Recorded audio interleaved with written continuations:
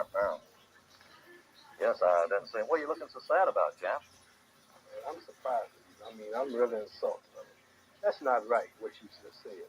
What do you mean, what I just said? I mean, I'm getting drink of water. I'm late getting home, but you talk. I said something about the greatest heavyweight champ, man. I'm a hometown man, and you talking about Joe Louis, man. Joe Louis wouldn't be nothing for me. Joe, I tell you, Joe, do you think you would have stood a chance with me? Well, Clay, one time during my career, I was on a Formula One tour. I would have been a bum compared to you. Well, you've been on the tour.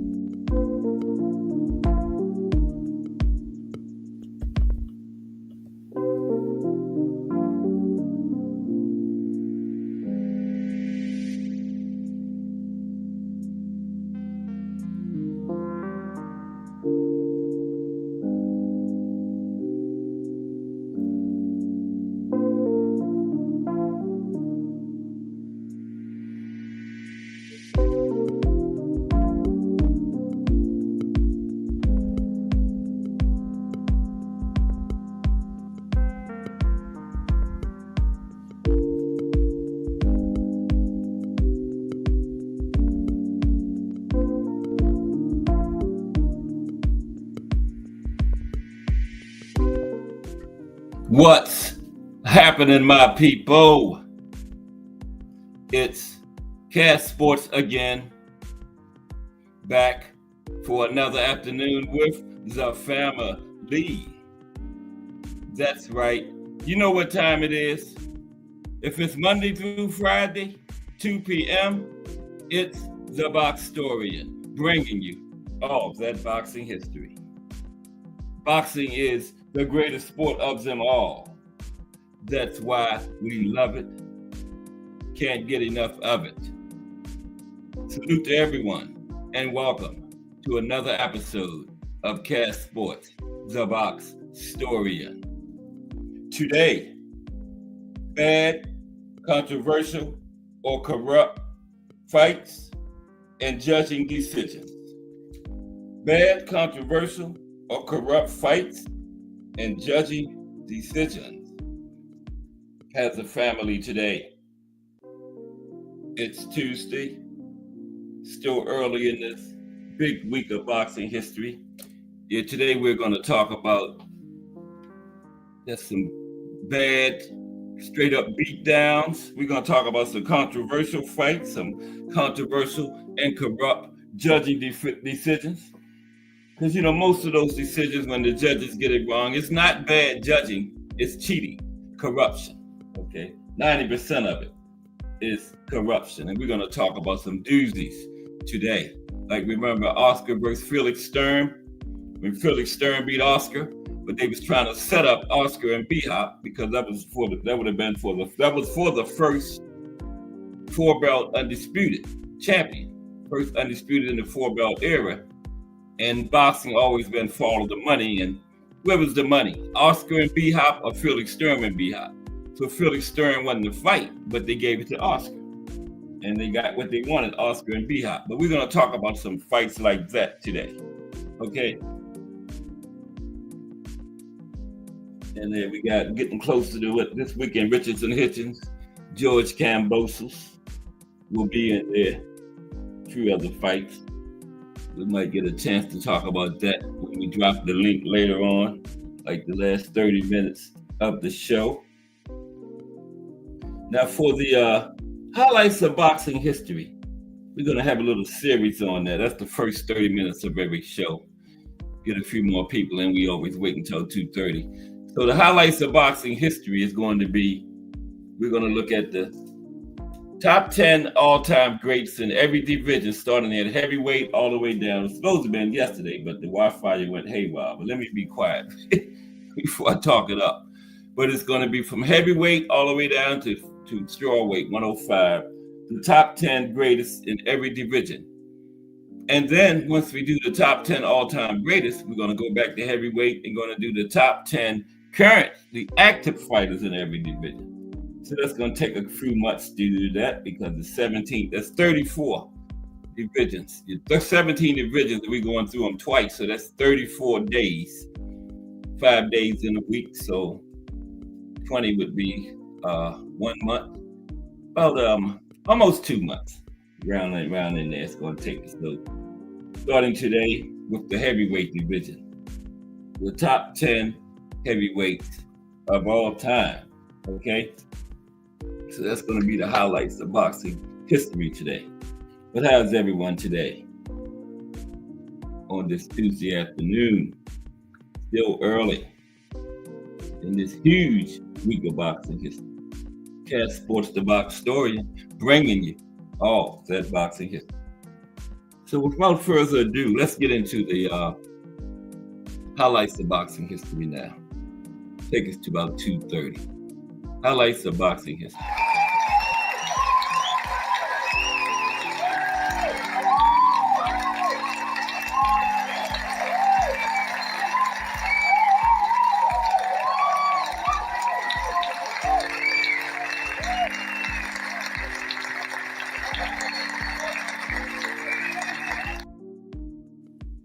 Top 10 greatest heavyweights of all time. Okay, let's go with it.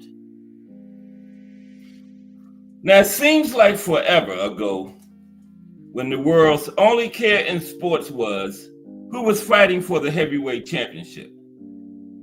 Stadiums were packed all over the world to see Muhammad Ali fight Joe Frazier and George Foreman. Now, what it meant to be the heavyweight champ of the world has drastically lost its prestige.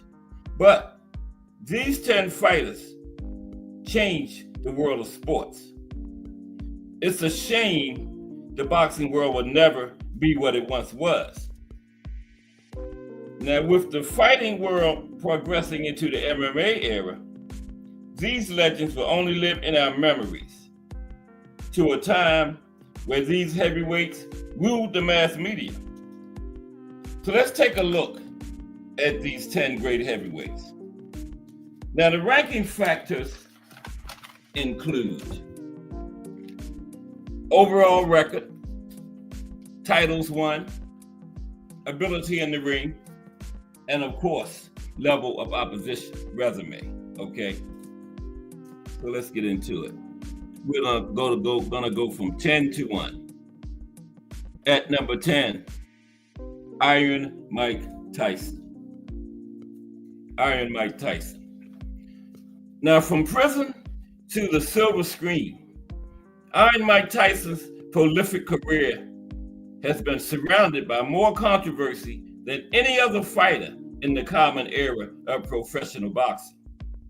Now, if it wasn't for his out-of-the-ring problems, Mike Tyson may have went down as one of the greatest fighters in the history of the sport.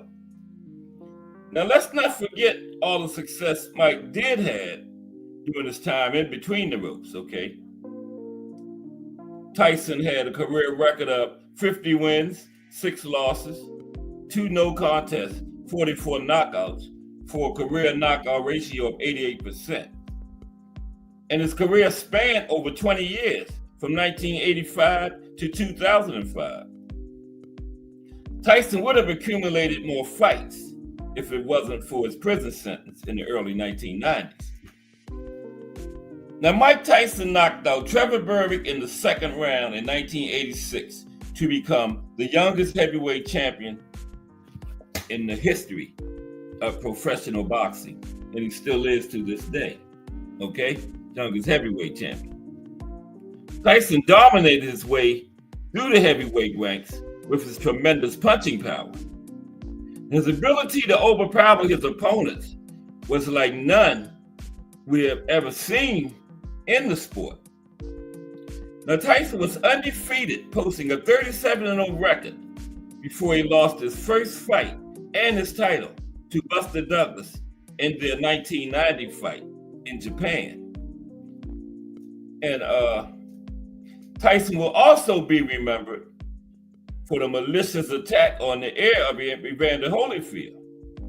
Unfortunately, Tyson's actions outside the ring will always overshadow his greatness inside it. Iron Mike Tyson. Coming in at number 9, greatest heavyweights of all time. Number 9, the real deal, Evander Holyfield. Okay? The real deal, Evander Holyfield. Smash that like, please, anybody listening. Appreciate it. Up or down, don't matter. Just hit something. Now, Evander, the timeless Evander Holyfield is one of the greatest champions and overall great men the sport of boxing has ever seen. Holyfield is thought to be one of the most determined fighters of all time, okay? His never say die attitude made him a great fighter and even greater champion. Holyfield earned his first heavyweight title when he knocked out Buster Douglas in the third round in 1990. Holyfield will always be remembered for his battles with fellow heavyweight Riddick Bowe, who defeated Holyfield in 1992. But Holyfield was able to regain his title by defeating Bowe in 1993. They had a rubber match too, which Bowe won. Now in 1996, Holyfield was able to regain the WBA heavyweight title after knocking out Iron Mike Tyson in the 11th round. A series of fights with Tyson led to the infamous ear bite that shocked the boxing world. The real deal, Evander Holyfield. Coming in at number 8, the Eastern Assassin, Larry Holmes. The Eastern Assassin, Larry Holmes. Now, Larry Holmes was one of the longest tenured fighters in the history of boxing, with a career stemming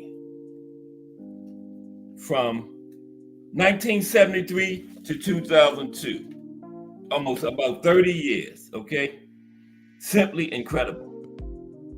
Holmes had a 69-win, 6-loss record with 44 wins by way of knockout. Now, Holmes' first heavyweight title was won after a 15-round war by split decision over Ken Norton in 1978. Now, in 1980, Muhammad Ali came out of retirement to challenge Holmes, and Holmes responded by placing a beating on Ali that led to Ali's corner stopping the fight shortly after the 10th round came to an end. Now, what makes Larry Holmes one of the greatest fighters of all time is that he defended his title an incredible 20 times. His record accumulated to 48-0 before losing a points decision to Michael Spinks, a controversial decision. Now, later in his career, Holmes went in and out of retirement and continued to fight sparingly. But during his run as champion, Holmes was one of the greatest the sport has ever seen. The Eastern Assassin, Larry Holmes. Greatest heavyweights of all time. 10 greatest heavyweights of all time. Coming in at number 7, Smoking Joe Frazier. Smoking Joe Frazier. The hard-nosed, tough-as-nails fighter from the city of brotherly love endured one of the most prolific careers in the history of professional boxing.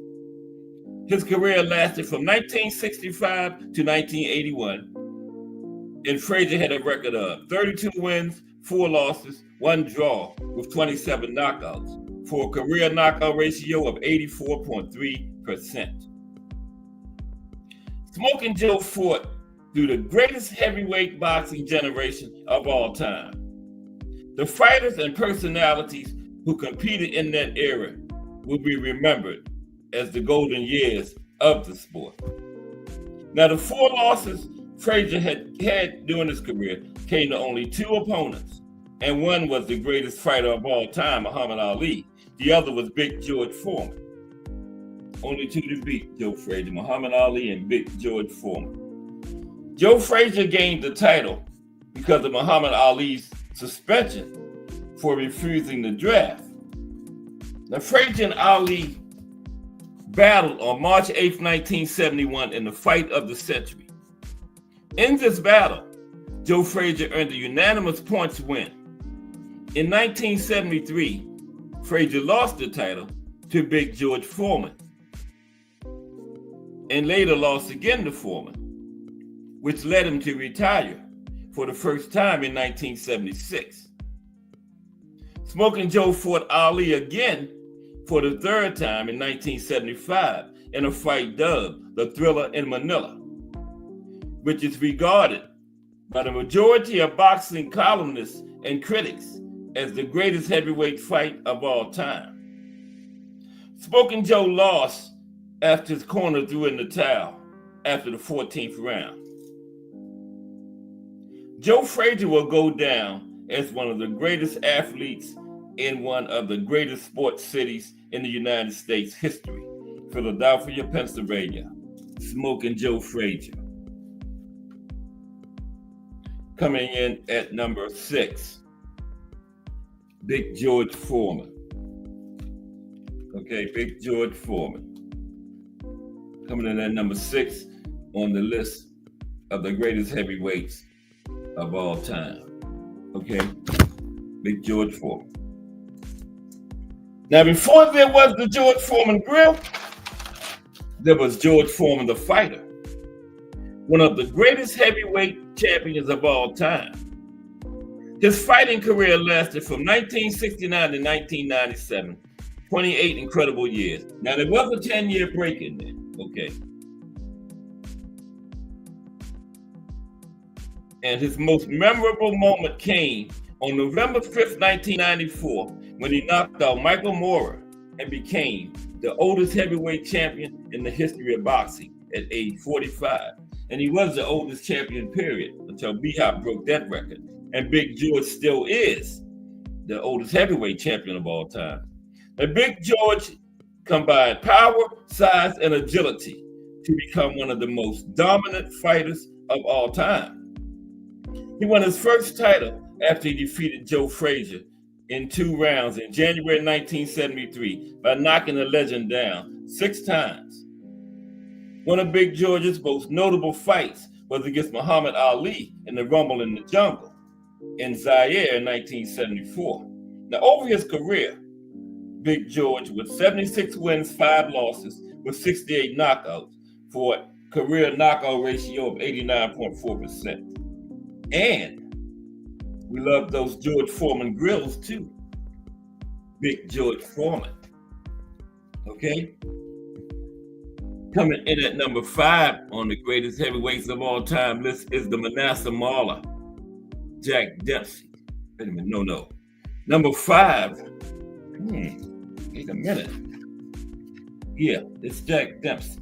That's Rocky Marciano. Bear with me for a moment, please. You got my pictures mixed up. Yeah, number 5 is Jack Dempsey, okay? Yeah, I got Rocky and Jack mixed up.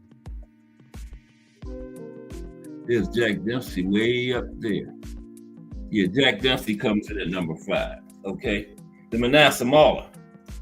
Now, from 1914 to 1927, William Harrison Dempsey was the king of the heavyweight circle.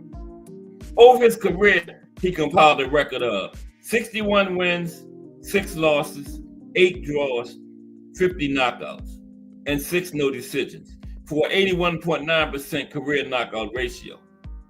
Dempsey held the world heavyweight title from 1919 to 1926. Now, Jack the Manasseh Mauler Dempsey fought during a time where the Yankees were king and baseball ruled the sports world. Now, Dempsey was able to swing some of this popularity into the boxing world, becoming one of boxing's first superstars. Okay? Dempsey was as tough as they came, turning every fight into an epic battle. He won his first heavyweight title when he broke Jess Willard's jawbone. Dempsey was one of the first fighters to draw enormous crowds. He is the man who put boxing on the map in the roaring 20s and helped to push the sport for decades to come. The Manasseh Mauler, Jack Dempsey. Now coming in at number 4, 10 all-time greatest heavyweights is The Rock, Rocky Marciano. Born on September 1st, 1923, Rocky's career was perfect in all aspects of the word.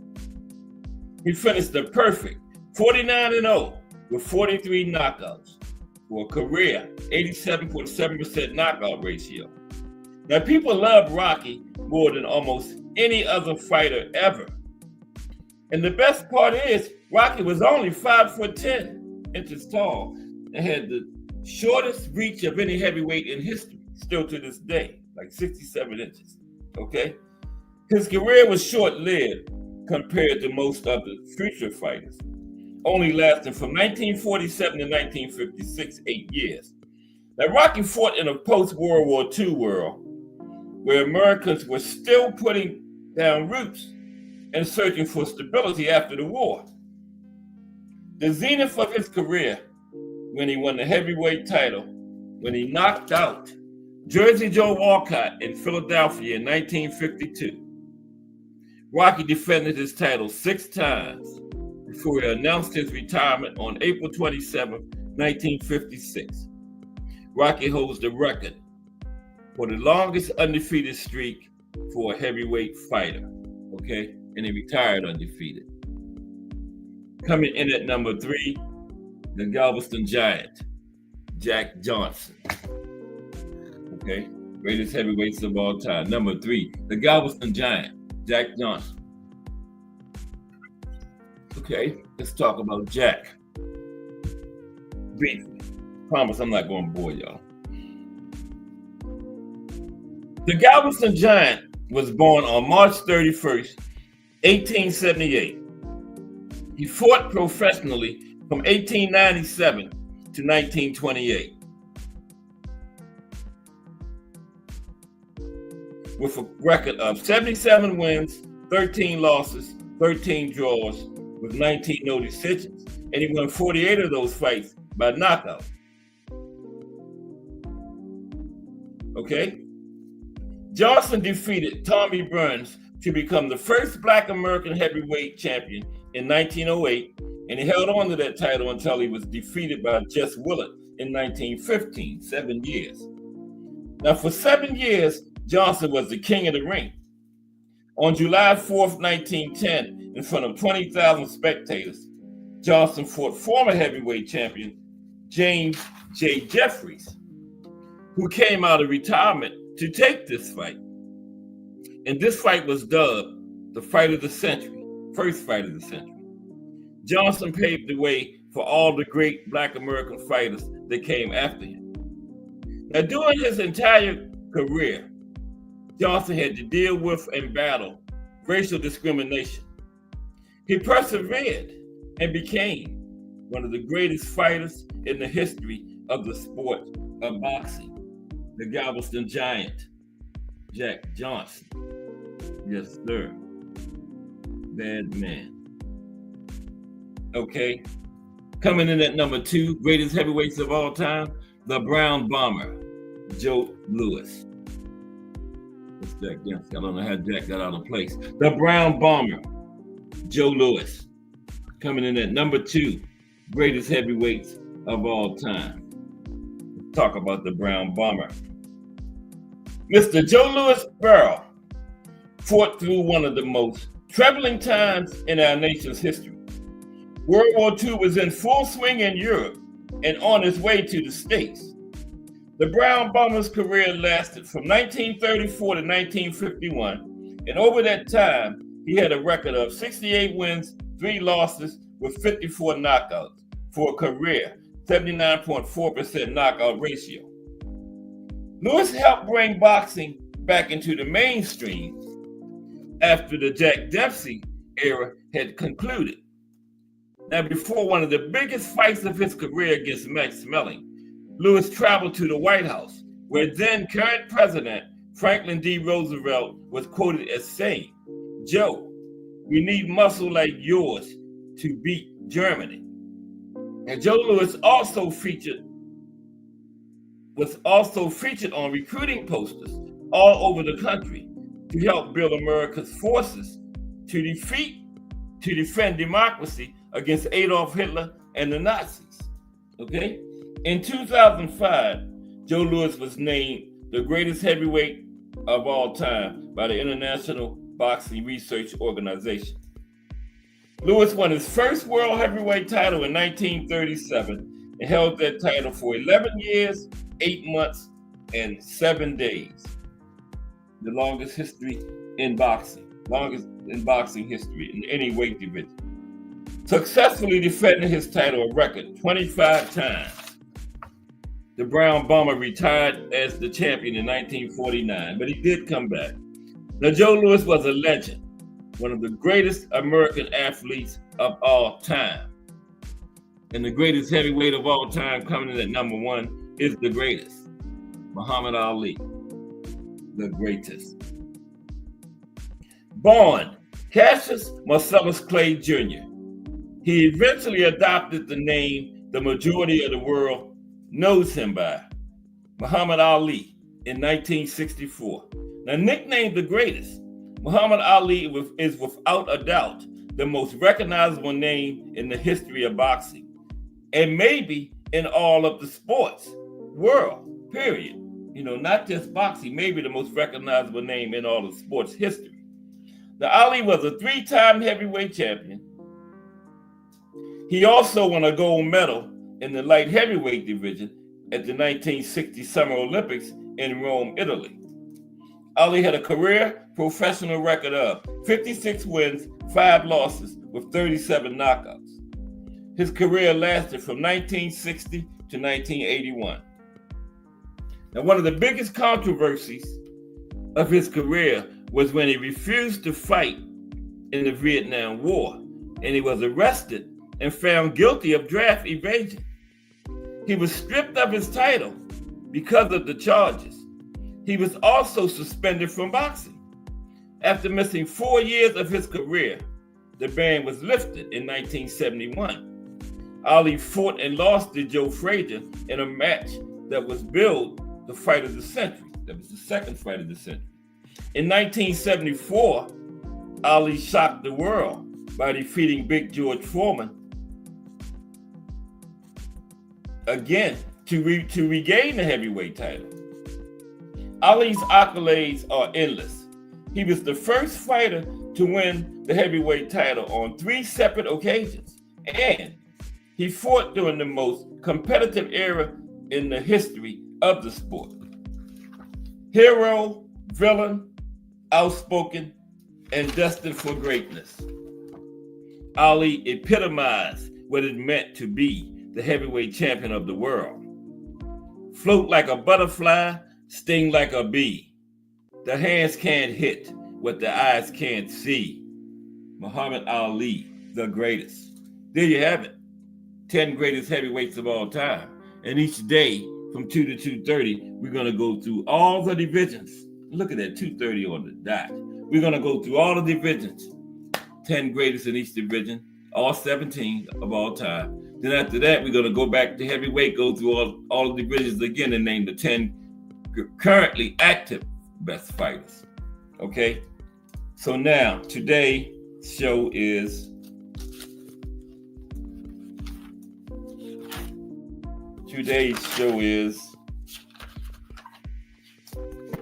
bad, controversial, or corrupt fights and judging decisions. Bad, controversial, or corrupt fights and judging decisions. What we're going to do is we're just going to look at some bad, like one-side beatdowns, or controversial, corrupt judging. Because, I don't buy into that bad judging. It's cheating. Judges are well-trained. I call it cheating. That's what it is. So first, we're going to start out with,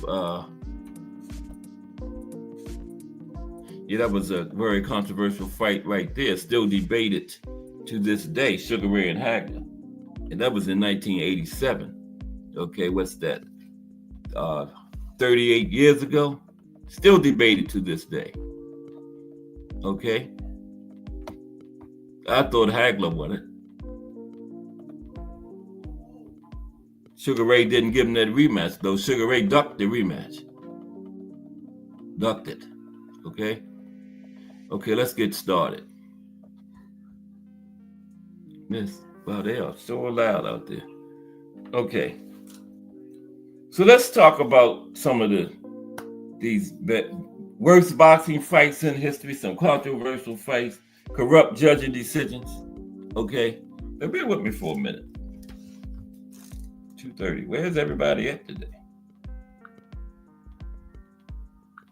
Just bear with me for one moment, please. I'll be right with you. Okay?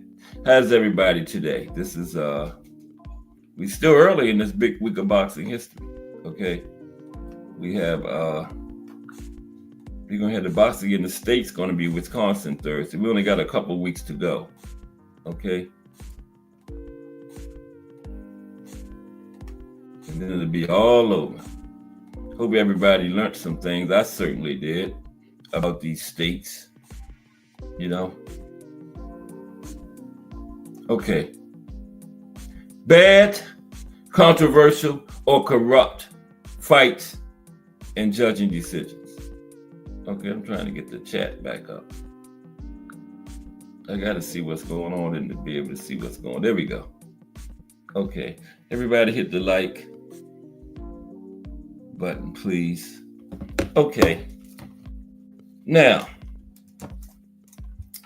determining the worst fight in history as far as boxing can be subjective, as it often depends on criteria such as the quality of the fight, the level of competition, or the behavior of the fighters. But a few fights are frequently cited for various reasons, okay? Like Lamont Brewster versus Andrew Golota, okay? Okay, one more moment. Then after this is it. We're gonna be ready. I don't need this light over here. Getting a glare. Sorry about the interruptions. This was the last one. There we go.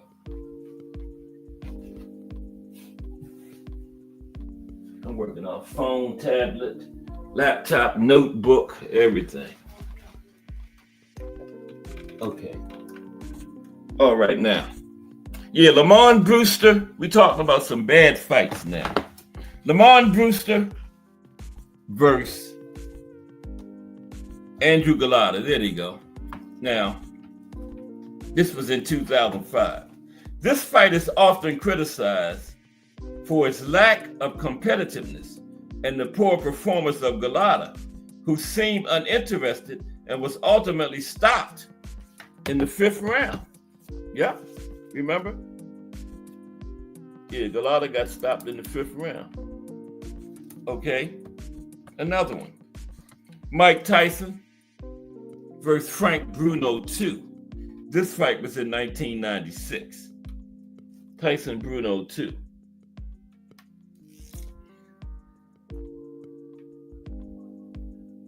Now, while not a bad fight in terms of excitement, it is often viewed as disappointing because Tyson dominated Bruno, leading to a one-sided beatdown. Okay? Ricardo Mayorga versus Fernando Vargas. Yeah, there they go in the presser. They had one of them exciting press conferences. What's up, Thomas Hill in the building? Salute, Thomas Hill. Today is we talking about some bad, controversial, or corrupt fights and judging decisions. Okay, we just talking about some of the worst fights in history right now. We talked about Lamont Brewster and Andrew Golota, where Golota didn't seem interested, got stopped in the 5th round. Mike Tyson and Frank Bruno, 2 one-sided beatdown. Now, Ricardo Mayorga and Fernando Vargas. Okay, this was in 2007. Mike Grimm, what's up, Mike Grimm? In the building. Everybody rolling on in here now. Okay, we just started too. Bad, controversial, or corrupt fights and judging decisions. Okay, Ricardo Mayorga and Fernando Vargas, 2007 fight.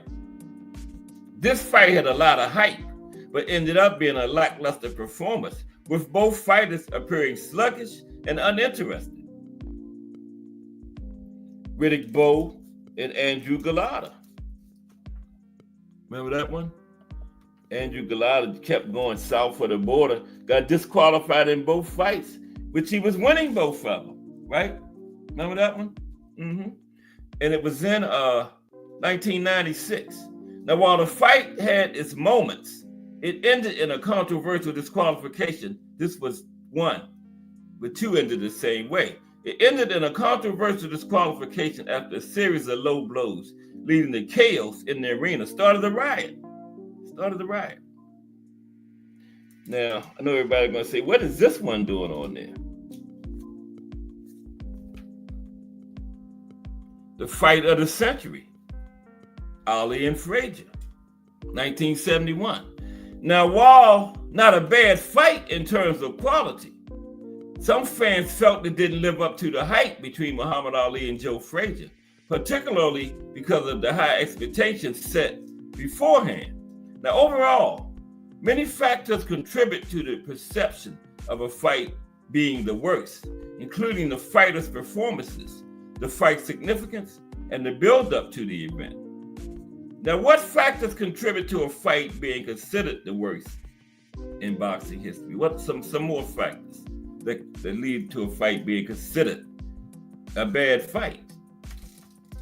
Okay, some other factors. Now, several factors can contribute to a fight being considered the worst in history. Number 1, lack of competitiveness. One-sided fights where one fighter dominates without any real challenge can lead to disappointment. Okay? 2, poor performance. When fighters fail to showcase their skills, either due to lack of preparation or motivation, it can result in a dull spectacle. And that's not a good one to have up there talking about that type of stuff, because that was a barn burner. But some fans still feel they live up to expectations. This is a good one when you're talking about poor performances and lack of competitiveness and all that stuff. Number 3, controversial decisions. Disqualifications, questionable referee calls, or scoring that is widely criticized can leave fans feeling unsatisfied. Pre-fight number 4, pre-fight hype versus reality. If a fight is heavily promoted and fails to deliver excitement or drama, it can lead to disappointment among the fans. Number 5, injuries or accidents. Now, fights that are interrupted due to injuries or accidental fouls can disrupt the flow and excitement. Number 6, unsportsmanlike conduct. Perfect one. Look where Golota going, south of the border. See? Unsportsmanlike conduct. Fights marred by excessive fouling, fighting outside the rules, or unsportsmanlike behavior can detract from the sport's integrity. Number 7, lack of stakes. Fights that don't have significant implications for rankings or titles may fail to capture audience interest. Poor crowd reaction. Number 8, a lack of engagement from the audience can reflect the fight's quality, making it feel lackluster. Yep. What's up, Mike Mazik in the building? Salute, Mike. We're just talking about some bad, controversial, corrupt fights and judging decisions. And we're going to get to them judges. We are definitely going to get to them judges. Okay, so yeah. Now, these factors, either individually or in combination, can lead to a fight being labeled as one of the worst in boxing history. Yes, it can. Now, okay. Now,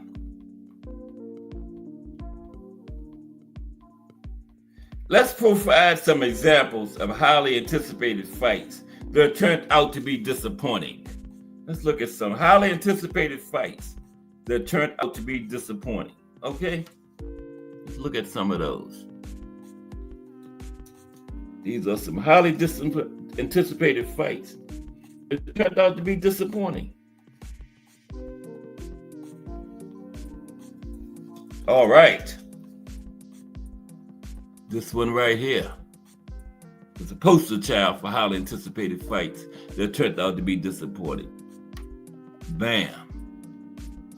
Floyd Mayweather, Manny Pacquiao. Okay? What y'all think about that one? Highly anticipated fights. We waited like 5 or 6 years for this fight. Now, here are some highly anticipated fights that ended up disappointing the fans. Number 1, Floyd Mayweather versus Manny Pacquiao, 2015. This fight was billed as the fight of the century, but many fans felt it was lackluster due to Mayweather's defensive style and Pacquiao not being at his best. But Floyd forced him not to be at his best, okay? Mike Tyson versus Lennox Lewis. Mike Tyson versus Lennox Lewis. Now 2002. Now, despite the hype, this fight ended quickly, with Lewis dominating Tyson and winning by knockout in the 8th round. Many expected a more competitive fight. Okay, we talked about some fights that did not live up to the hype. Did not live up to the hype. Okay, Roy Jones Jr. versus John Ruiz. No, wrong one. Roy Jones Jr. There they go, versus John Ruiz. I don't know how that got out of order, but it is. But Roy Jones Jr. versus John Ruiz, 2003. Look like some folks ventured in. Let's see. Thomas Hill, Mike Rim, Mike Magic. I got y'all. Okay. Now, Roy Jones Jr. versus John Ruiz, 2003. This fight marked Jones' move up to heavyweight, but it turned out to be a one-sided affair, with Jones winning a dull decision against an uninspired Ruiz. Deontay Wilder versus Tyson Fury, 2. Wilder Fury, 2. Okay.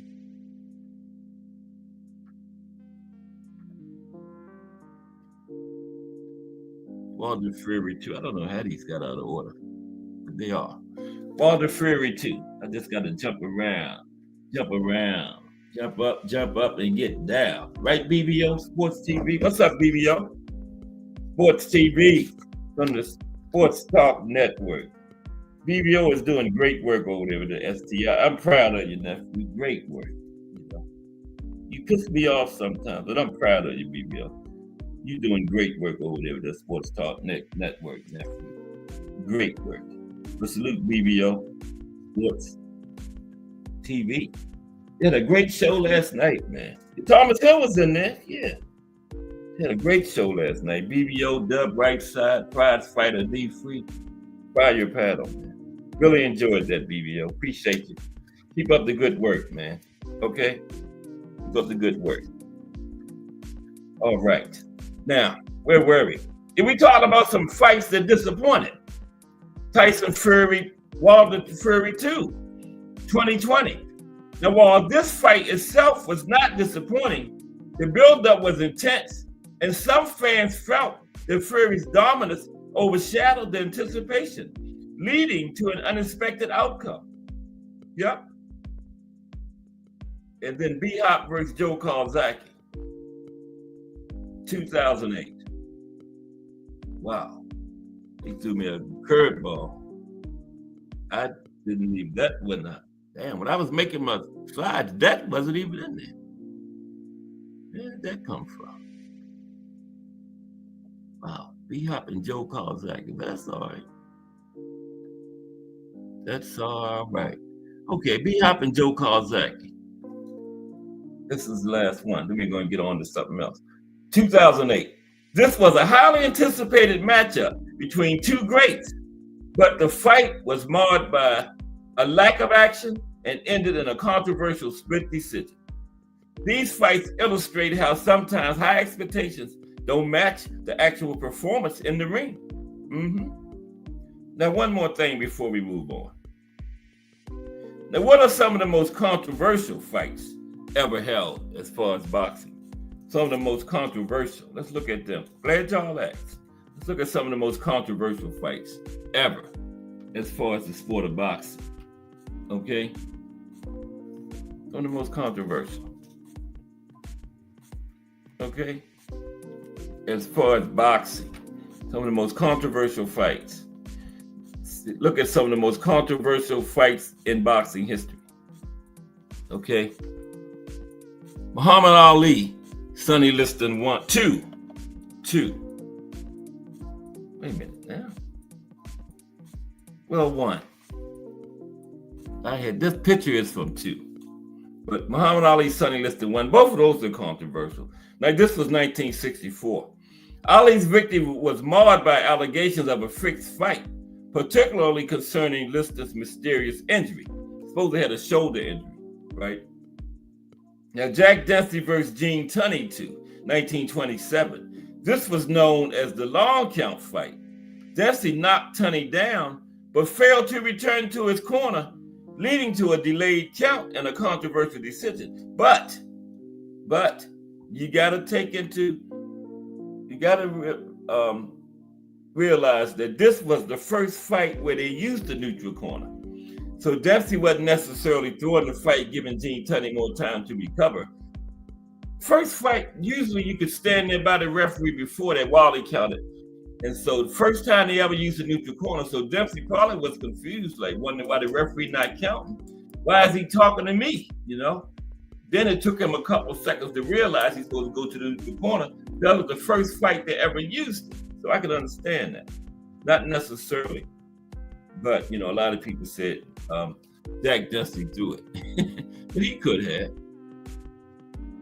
How about this one for controversy? And we just gonna have to go on past this because I don't know where these pictures at, man. I don't know what happened. They got out of order. Sugar Ray Leonard, Thomas Hearns 1. Okay, 1981. There we go. Now, Thomas Hill thought this was controversial too. The fight's ending was debated, with some arguing Leonard was gifted a decision despite Hearns controlling much of the fight. Hearns had the fight won. A lot of people said it was a premature stoppage, right? I didn't think so. I thought Hearns was done, you know. But hey, you know, it was the 14th round, so I can understand Hearns' disappointment. Evander Holyfield versus Lennox Lewis won. Just going to get on past this because I got the rest of the pictures right. 1999. This was really controversial. The fight ended in a controversial draw, with many believing Lewis had clearly won. Now, they had that lady, Adelaide Byrd, judging this one, man. And they say one round, Lewis landed like 40 punches, and Holyfield was in single digits, like 6 or 8. And this lady actually gave the round to Holyfield. Now, no compa box is just two people hitting buttons. Ain't nothing computerized about it. But 40 to single digits, has got to be something to that. And she gave Holyfield a round. He was the one that had single digits. She was the one that had the 118, 110 in the Floyd Canelo. No, the Triple G Canelo fight. She had 118, 110 for Canelo, right? But they kept on letting her judge after that. Tim Bradley versus Manny Pacquiao,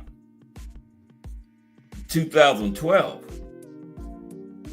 Manny Pacquiao, Bradley's split decision win over Pacquiao shocked many, leading to widespread criticism and protests from fans. Floyd Mayweather versus Jose Luis Castillo, 2002. Many fans and analysts felt Castillo did enough to win, but Mayweather was awarded a unanimous decision. Here we go. Canelo Alvarez versus Gennady Golovkin won. The draw decision was contentious, with many believing Triple G should have won based on his performance. That was the one where the lady had Canelo 118, 110. Even if Canelo won, it wasn't that wide. No way. Deontay Wilder versus Tyson Fury won, 2018. That was a big one there. The split draw was heavily debated, with Wilder's knockdown in the 12th round raising questions about the judges' scoring. These fights are often remembered not only for the outcomes, but also for the debates and discussions they sparked in the boxing community. Now we're going to talk about an old fight now. We're going to go way back and talk about this fight, because this is, let's get to it first. Okay, bear with me for a moment. This is the most controversial ending to a fight. Okay, this is going to be the most controversial ending to a fight.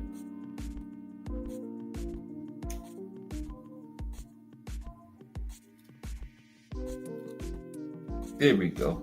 What is the most controversial? Well, yeah, I know I put this in there. Yeah, here we go. Right. This is going to be the most controversial ending to a fight. And we're going to talk about this one for a minute. Okay. Those are the combatants right there. Tell you who they are in a moment. Don't rush me. Let me get to it. Okay. Yeah. What is the most controversial ending to a fight in boxing history? Okay. Now, anybody come in here? Oh, okay. Yeah, we're going to talk about the most controversial ending to a fight in boxing history.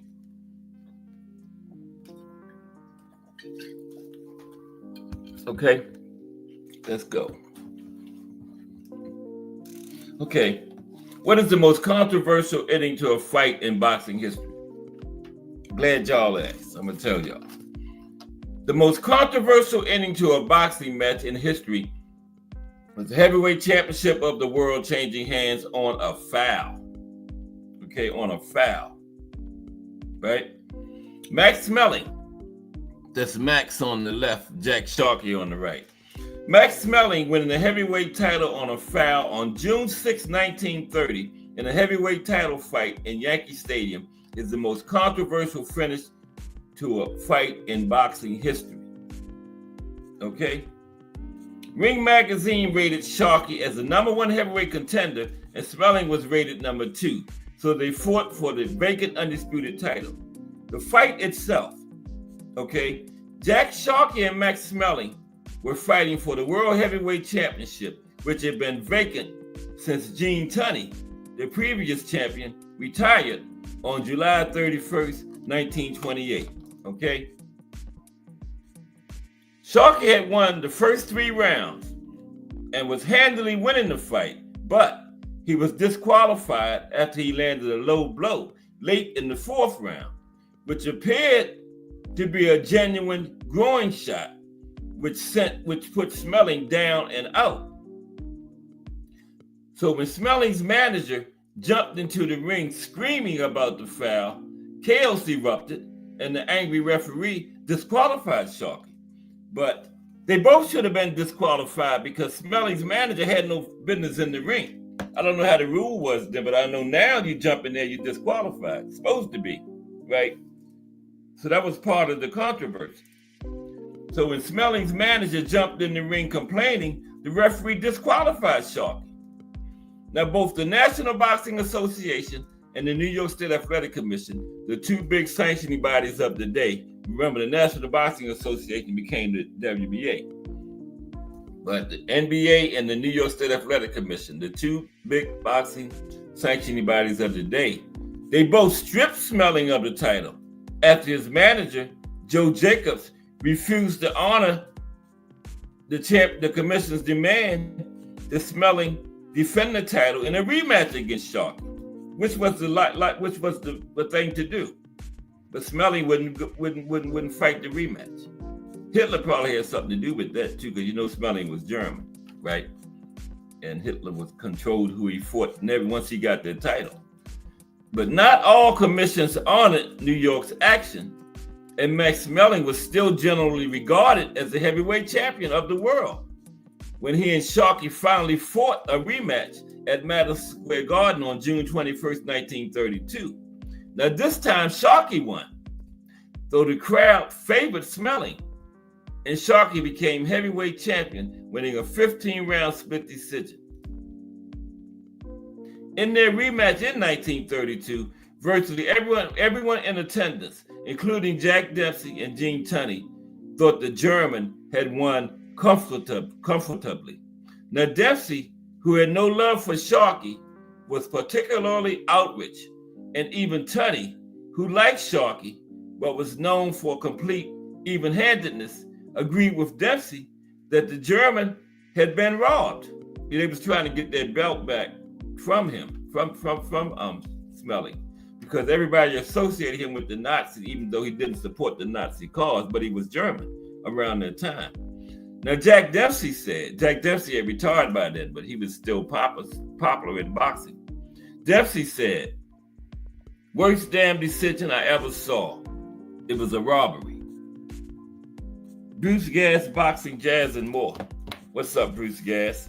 We just talking about some bad one-sided fights, controversy, and corruption today, because a lot of that controversy and bad decisions is corruption. Those judges know what they're doing. A lot of times it's follow the money. But salute, Bruce Gas. So, yeah, they robbed Max Smelling, the German. Jack Dempsey said it was the worst decision he had ever seen, right? After the decision was announced, Smelling's manager, Joe Jacobs, one of the most colorful characters in boxing history, grabbed the radio microphone and shouted for the world to hear, "We was robbed." Yeah, he went down to the table where the broadcaster was at and shouted and grabbed the microphone for them and shouted, "We was robbed." This was the first time the phrase was broadcast nationwide. Now, it wouldn't be the last time. Someone said that on radio or television in the 93 years since. Edward J. Neal of the Associated Press wrote that, to a wide majority of the critics, it seemed that Smelling had earned the right to retain his crown, even if not by any great margin. Now, the fight was broadcast worldwide on radio by NBC. The announcer was Graham McNamee, and he was joined by Charles Francis Coe, a well-known boxing writer. Now, both men believed and broadcaster Smelling had won by a wide margin and made clear on the air that they thought the German had been robbed. Now, the New York State Athletic Commission was outraged with the broadcast since it fanned the claims the fight had been somehow fixed. The commission decided in the future that only boxing experts could broadcast descriptions of future matches, right? and the commission defined its experts: sports writers, referees, or judges.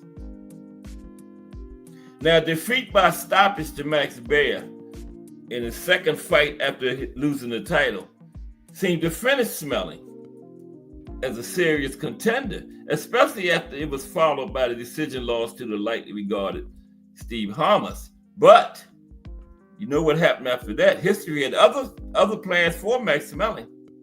Victories over tough pros Walter Newsome, a draw and a win over Warhorse Paulino Uscadun, and a knockout of Steve Harmas in their rematch, coupled with Max Bars ascending to the title, brought Smelling back to the number 2 contender slot, and a date with destiny with the number 1 contender, Joe Louis.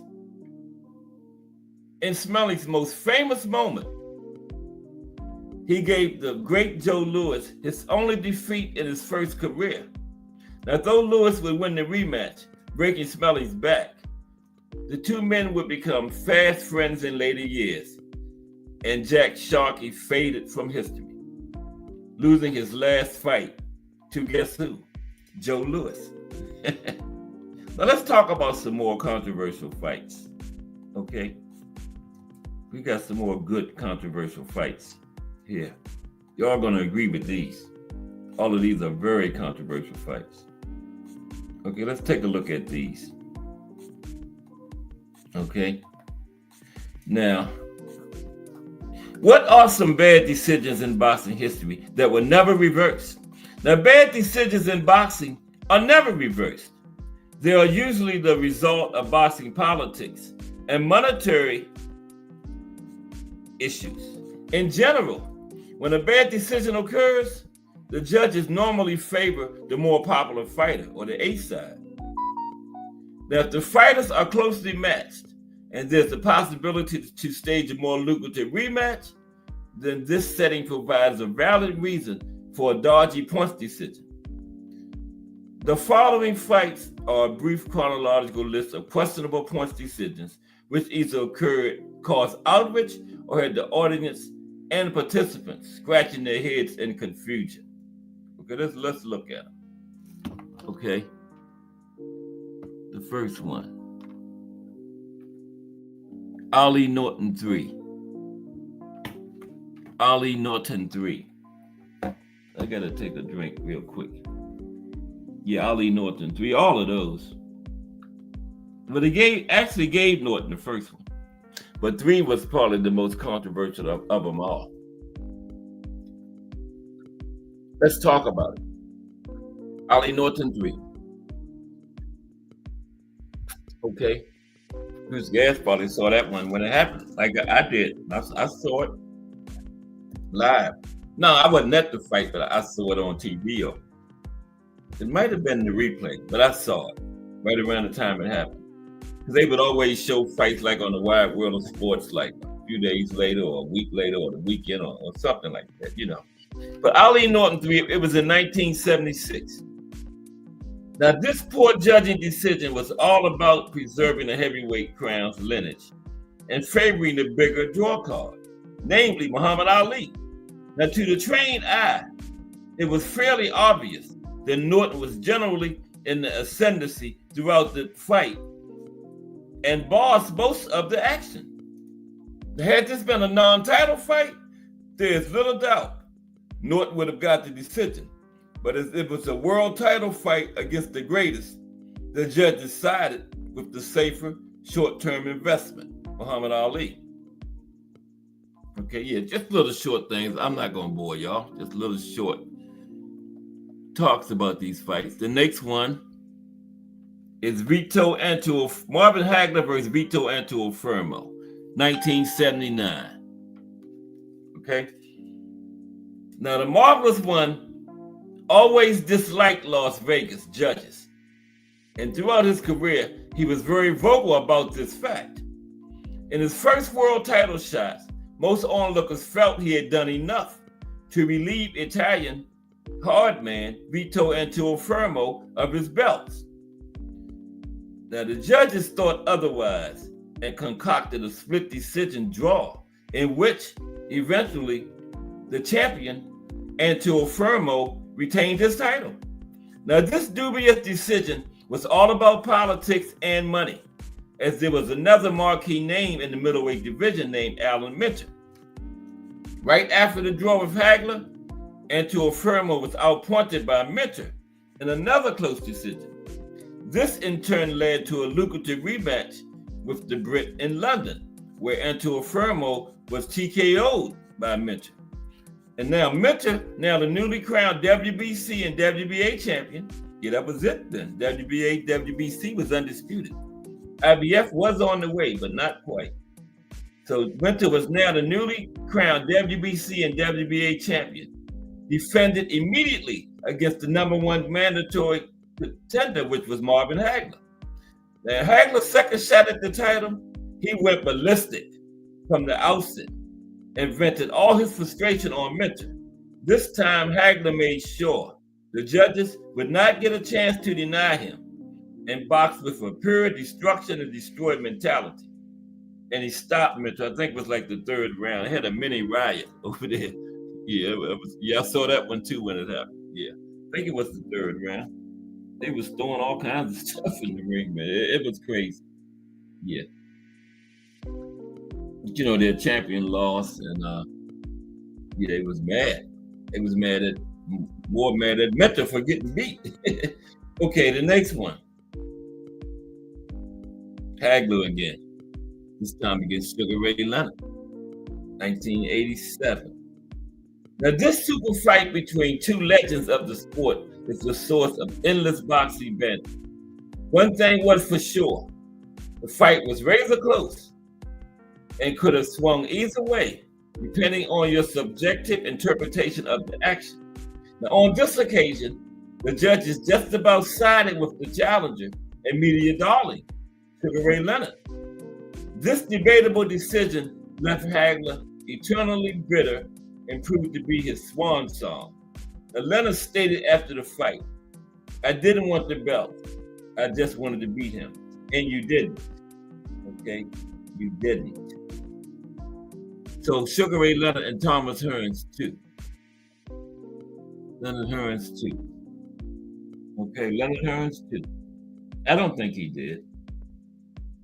This was in 1989.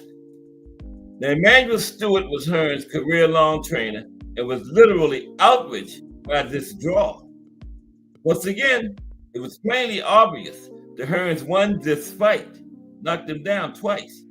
And this is the point where Sugar Ray Leonard eventually even conceded that Hearns won. I heard him tell him on Hot Boxing with Mike Tyson. It was Mike Tyson, Sugar Ray, Thomas Hearns, and Shane Mosley. And Sugar Ray straight up told Thomas Hearns he won that fight. Yeah, pull it up and look at it. Yeah, Sugar Ray told him he won. This controversy was a prime example of bias scoring in favor of the people's champion. Shannon Briggs versus Big George Foreman. This was in 1997. Now, the live audience at this fight was pretty much disgusted by this decision in favor of the young upcoming fighter, Shannon Briggs. Once again, it was fairly apparent that old Foreman had done enough to win, but the bias and preloaded judges saw things differently. It later became apparent that the tide of boxing politics was now against old Foreman, and the time had come for the heavyweight scene to move on to a fresh and younger perspective. And Foreman got the message and duly hung up his gloves. Yep. And yeah, we talked about, let's talk about Holyfield and Lennox a little bit deeper than we did the first time. Now, Lennox Lewis banned the Holyfield in 1999. We talked about that, but this prequel fight was all about setting the stage for the more lucrative sequel, right? Both fighters were evenly matched, ex-Olympians, and had been on each other's radar for years. To almost everyone apart from the judges, it was obvious that Lewis had won a clear points verdict. Instead, the judges scored it a draw, setting the stage perfectly for the multi-million-dollar rematch. The late, great Emanuel Stewart was Lennox Lewis's trainer at the time and called this points verdict the worst decision in boxing since Leonard versus Hearns 2. Go figure. Now look, and the woman Adelaide Byrd didn't even know how to cheat. You know, Lewis had like 40-6 one round, and she gave it to Holyfield. She didn't even know how to be corrupt. That was not one of the rounds he was supposed to give Lewis. That made it obvious he was cheating, right? Okay. Talk about some more controversial fights. Okay, let's talk about some more controversy. Okay. Where are we gonna go now? Okay, here we go. Yeah. Let me get this going first. Yeah, we got some little corruption coming from these judges now. Yeah, let's get into this.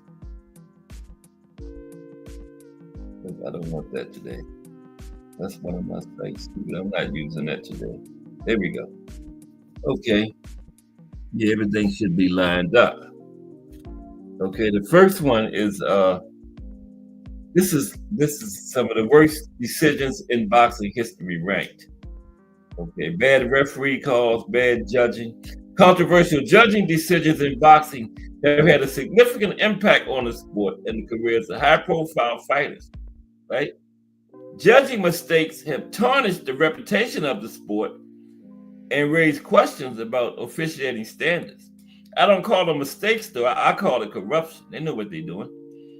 Because boxing is a sport of fine margins, with two fighters in a squared circle risking their lives for the entertainment of millions at home.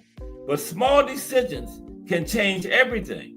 Now, over the years, in every sport, controversy adds to the drama and the excitement in one of many reasons for why fans love combat sports as a whole.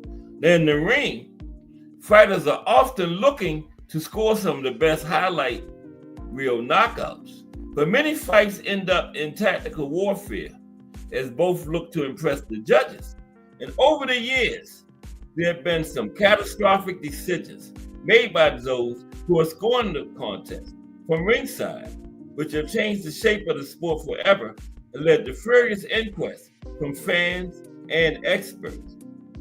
So let's look at some of the most disgraceful judging decisions that we feel have had the most impact on the sport as a whole and directly affected the careers of some of the most high-profile fighters, including Evander Holyfield, Manny Pacquiao, and more. Okay?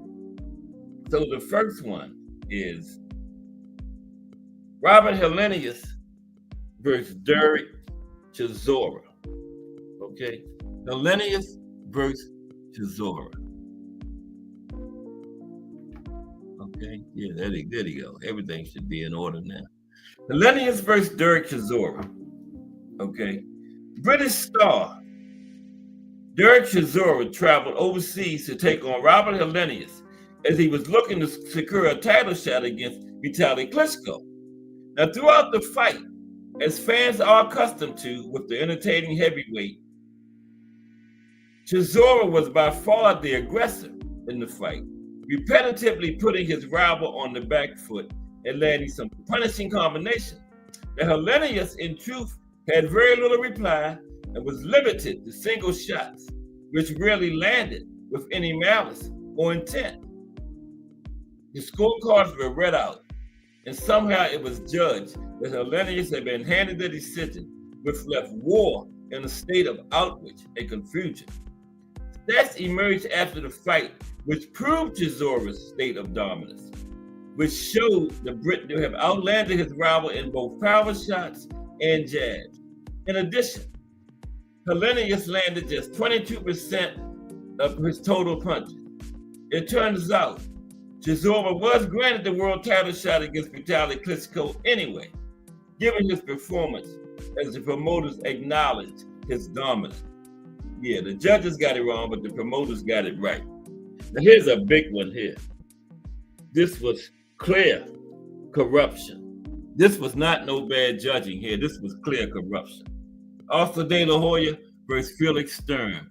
They were setting up Oscar B Hop, right? What's the bigger money fight? Felix Stern B Hop or Oscar B Hop for the first 4-belt undisputed, right? This is what was at stake. So they wanted B Hop and Oscar. But Felix Stern went in there and beat Oscar's ass. But they gave the fight to Oscar anyway. Let's talk about it. Oscar De La Hoya versus Felix Stern. Okay, that's Oscar on the left, Felix Stern on the right. Felix Stern in the black and red. Oscar in the white. Now, a hugely successful fighter in his prime, Oscar De La Hoya had proven to be no stranger to controversial decisions when turning over to the professional ranks, having suffered contentious defeats to Felix Trinidad and Shane Mosley. We're going to talk about both of them. But for the time being described, he was to be a beneficiary in a fight which he should really have lost in a warm-up against German Felix Stern. It was expected to be a routine win for preparation to take on Bernard Hopkins, but it proved to be anything but, with Stern putting on a clinic on the Golden Boy to completely shut down his skills. It almost seemed as though there was to be no denial of the huge clash down the line, however, as Oscar was read out as the winner with the scorecards at all three, 115, 113 in his favor. It seemed feasible if it was awarded to the challenger, but Stern was fuming, claiming a robbery. And you really can't blame him, because that really was a robbery. Yeah. Oscar did not win that fight. Okay. The next one is kind of recent, not recent, but not that long ago. Josh Taylor and Jack Catterall. Remember that one? Josh Taylor and Jack Catterall. Okay, let's talk about that one. Josh Taylor versus Jack Catterall.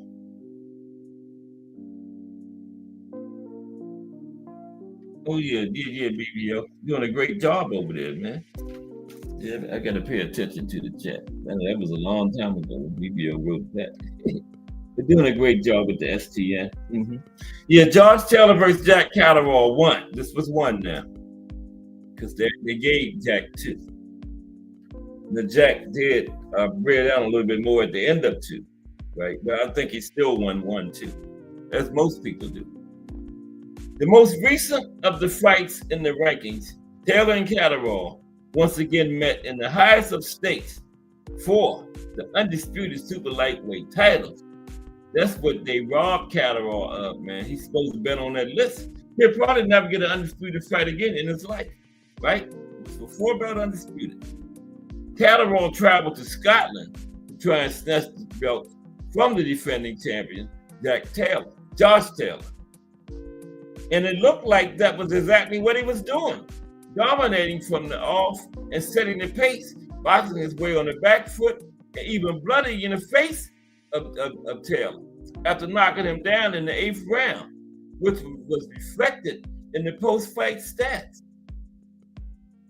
It was in Scotland, though, so the crowd may have made the event seem like it was going the other way, but even they were left in a stunned silence at the end, as many believed Taylor had failed to deliver on the big night. Those are some knowledgeable fans over there. It was Josh Taylor and Jack Catterall, or Jack Taylor and Josh Catterall? Josh Taylor, right? But anyway, yeah, it was his home crowd, but they know that Taylor lost that fight. But incredibly, despite the tide being effectively in Catterall's favor for what seemed like most of the fight, Taylor was awarded the split decision win on the scorecards, which he acted like was correct, but Taylor knew he lost. Now, Catterall claimed a robbery, and justifiably so, despite Josh Taylor's defiance that he did enough to win, but he didn't. He knew he didn't. He knows he didn't. Yeah, but he got it. Go ahead. Julio Cesar Chavez versus Pernell Whitaker. Chavez versus Whitaker. Another big one. Let's talk about that. Chavez versus Whitaker. Julio Cesar Chavez versus Pernell Whitaker. Now, Clash 2 declared the pound-for-pound #1 in the sport at the time. Chavez and Whitaker touched gloves in one of the most anticipated clashes, with the stakes raised further by the Mexicans' incredible 80-fight win streak. But it was underdog Whitaker who was in the ascendancy from the opening bell. And this continued throughout the duration of the fight, putting on a boxing clinic in front of the away crowd. This wasn't even close, man. This was corruption at its finest. This wasn't no mistake or bad judging. This was cheating. Now, it really does seem to be a theme that a raucous crowd could impact the decision of the judges. No, money can impact the decision of the judges. And Sweet Pea ended up being completely robbed, as it was scored as a majority draw. No one could quite believe it except the delighted Mexican fans inside the arena. And Chavez, who astonishingly claimed his rival's tactics, led to the defeat. I don't even know what he was talking about when he said that. Yeah. But hey, he's a fighter, and you get a gift like that, you're not going to admit you lost. You're supposed to claim you won. You got a gift. You're supposed to claim you won. You're not supposed to say, yeah, I lost. They gave me a gift. No. You got a fighter's mentality. You're supposed to say, yeah, I won. He was running. But he beat your ass, JCC, that night. But he had that long winning streak and everything. So, he was trying to keep that intact. But, he was cashing in on that. So, hey, it is what it is. But, yeah, we talking about some robberies today. The next one is Manny Pacquiao and Tim Bradley. Yeah, this was terrible, man. Tim Bradley actually said he won that fight. That was terrible.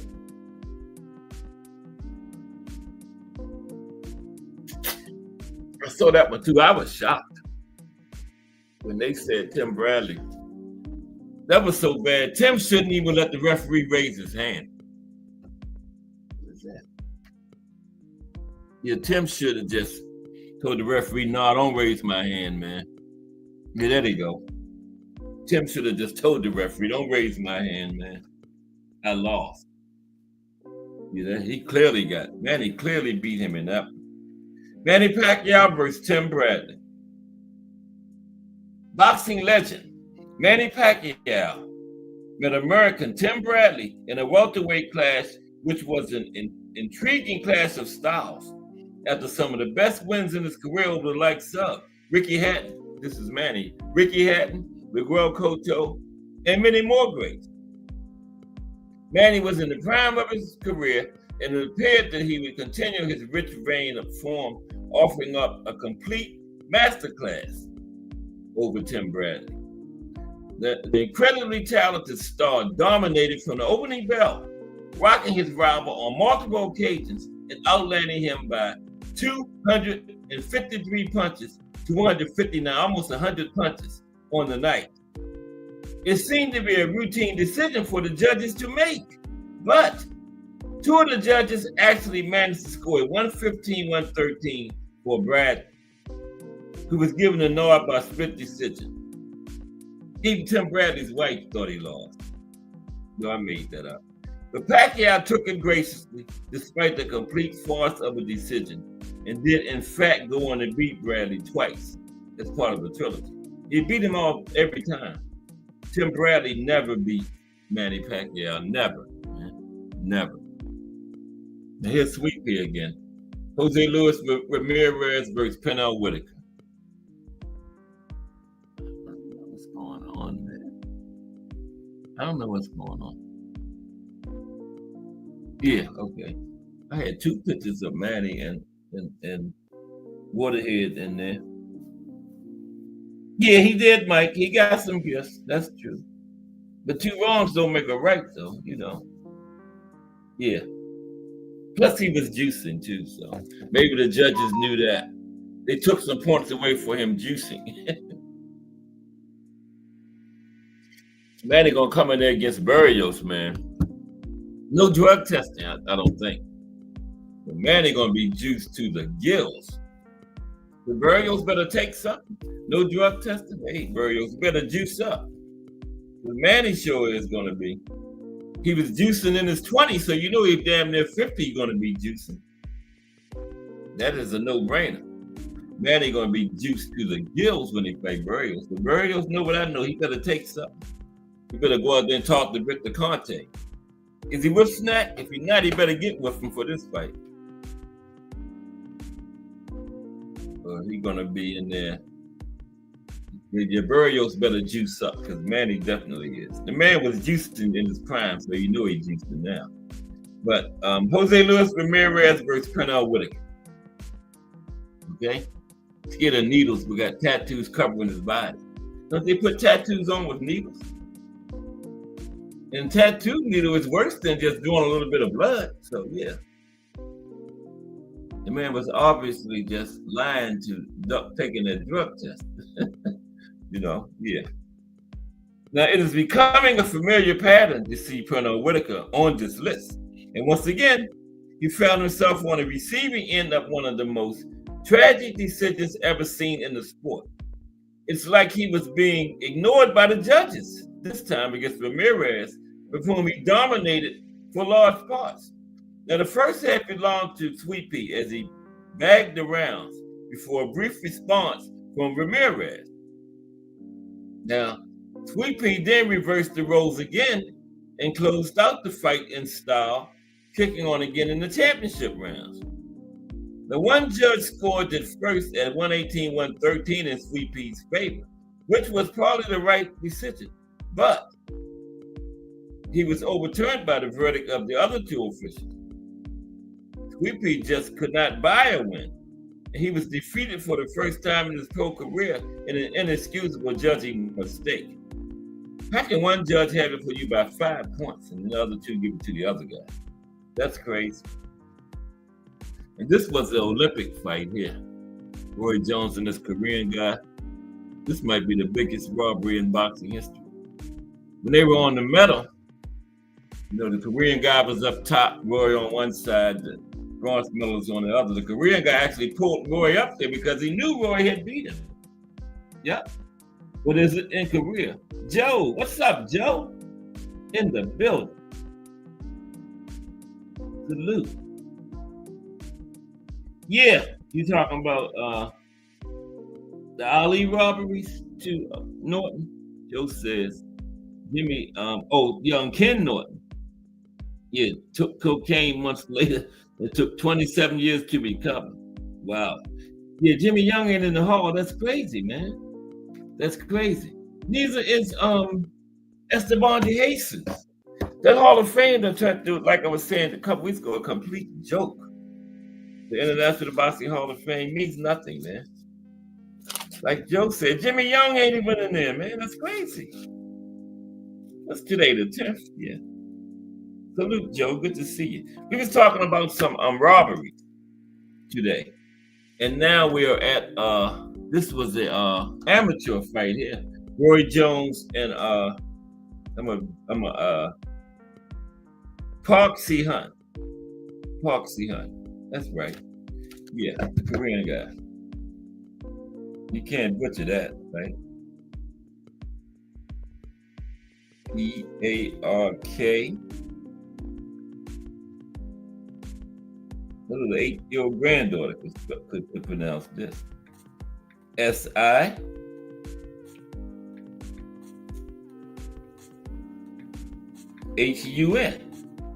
Right? Park Si-hun. Ain't that his name? But yeah, this was a real robbery. Might be the worst robbery in history. Park Si-hun versus Roy Jones Jr. This was a gold medal final in 1988. It was in Seoul, South Korea. Okay, now what happened? What happened? Well, here we go. I can really say. Those words got real small. Now, yeah, Barkley not in either. Neither is oh man, I was talking about him the other time. Oh man. Ernie Terrell. I thought Ernie Terrell should have been in there. Yeah, too. Well, I could go on all day about that Hall of Fame. But let's talk about Roy and Park Si-hun. Now, although not during his time in the pro ranks, Roy Jones Jr. was a victim to the most remarkable decision in the history of the sport during this time in the Olympics. Like I said, this might be the biggest robbery ever. Amateur Olympics, whatever. It is little wonder that the sport's future is being considered at this level, when decisions have been like this in the past, with the American dominating every single second of the 3 rounds. Not every round, every second of the fight. Not through any fault of his own. Son was simply levels and levels below Roy Jones, who of course went on to huge things as a pro in several divisions. It was no disgrace for Sihun, but when the final bell went, what was a disgrace was the standard of officiating. Park Si-hun even apologized to Roy after being handed the win and suggested he would rather the decision be fairly handed back to Roy Jones Jr. The Korean guy told him, give it to Roy, right? He pulled him up on the top with him at the ceremony and apologized to Roy for the judges. And the crowd was traumatized and booed the decision, with Roy Jones later awarded the trophy for being the best boxer at the games. What they call it, is that the Val Barker Trophy? Something like that, yeah. Yeah, that Olympics. I tell you, one time, I think it was back in the 30s or something, they had a situation where the Olympics was, I think it was in Great Britain. And it was, I forgot where this boxer, what country he was from. He was fighting this boxer from Great Britain in a gold medal match. And the boxer from Great Britain's father was refereeing the fight. How could that guy's Olympic committee allow that to happen? His opponent's father was refereeing the fight, and they sure enough cheated him. I think it was I forgot what year it was, but it was in England that year. And the guy was fighting in the gold medal match against a guy whose father was refereeing the fight. He can't help but cheat. You put me in a gold medal match and my son is I'm the referee, I'm gonna cheat for my son. You shouldn't put me in that position, right? Who wouldn't? I'm going to cheat for my son, shit, for the gold medal. But I bet you the United States wouldn't allow that. The Olympic Committee would have stepped. The president, they always at the Olympics, they would have stepped up and said, hell no, we're not doing this. They got enough amateur referees over there at the Olympics where this guy's father don't have to referee his fight, right? But it was in England and they arranged that. And this guy's country, his Olympic Committee, let it happen. I blame that on his Olympic Committee. They should have protested that. They should have said either change referees or just give them it. We're not even going to compete. Just give them the gold medal. I don't know. It was crazy, man. And he got cheated. He may as well have protested it because the kid's father made sure he won, right? But let's move on. We got a couple more of these fights. 3:30, no way. It's not no 3:33. I only been on here for 10 minutes. Oh. Yeah, we got a couple more of these fights, these robberies today. Let's get them in real quick. We might get like 15, 20 minutes of late time. Okay. Now the next one is I got so much papers and stuff up here. I'm unorganized today. Today is the 10th, right? Yeah.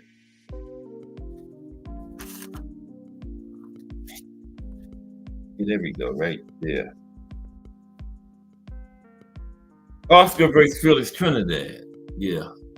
Now that was one where Oscar was on the receiving end. There's him and Tito. Yeah, Oscar versus Felix Trinidad. Let's talk about that one right quick. Okay, Oscar De La Hoya versus Felix Trinidad was the biggest pay-per-view fight at the time. Now, Trinidad won by majority decision. Okay?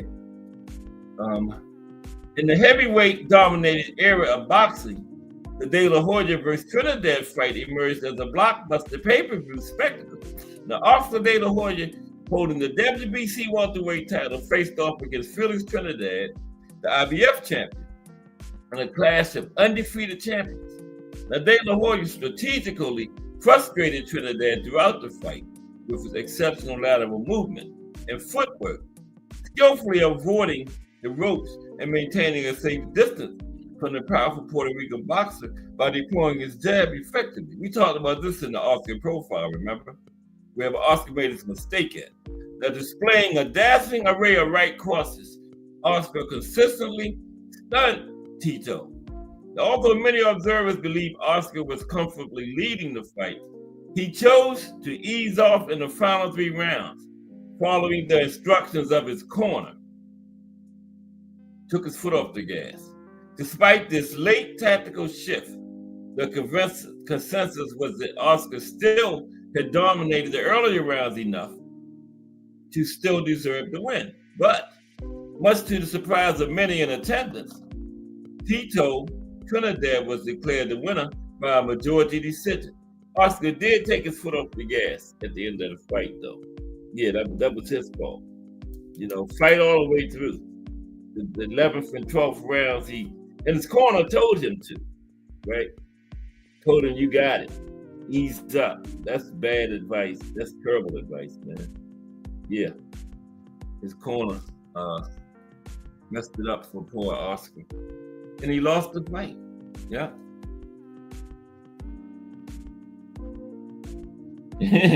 Joe said he's half drunk. Let's put the link in and then Ingemar Johansson called Sanders in 56. Sam Dirks. Yeah, Joe said he's half drunk. Something going on because I see a lot of misspelling and stuff in there, Joe. Look like you're speaking in another language. That doesn't look like English, Joe. Okay, I'm gonna put the link in, and then we can keep talking about these fights until somebody hit it or something. Because we got like 20 minutes. Where's my glasses? I lost my up close glasses. Oh, turn the light off. Got that glare on there. There we go. Oh man.